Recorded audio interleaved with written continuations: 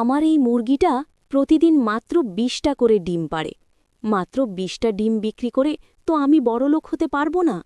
এই মুরগি, কালকে থেকে তুই আমাকে ১০০টা করে ডিম দিবি, না হলে তোকে কিন্তু মেরেই ফেলব। এই নে ধর, এই খাবারগুলো খেয়ে আমাকে উদ্ধার কর। এত বকাঝকা করি, তারপরেও তো ডিম দিতে পারিস না। দাদির জন্য প্রতিদিন ২০টা করে ডিম পাড়ে, তাও দাদির মন ভরে না। আমাকে অল্প খাবার খেতে দেয় আর শুধু বকাঝকা করে। ওরে আল্লাহ রে, আমি মরে গেলাম রে। আমার পেটের ভেতর খুব ব্যথা করছে। এখন আমি কি করব? দাদি, তুমি চিন্তা করো না, তোমাকে এক্ষুনি হাসপাতালে নিয়ে যাচ্ছি, সুস্থ হয়ে যাবে।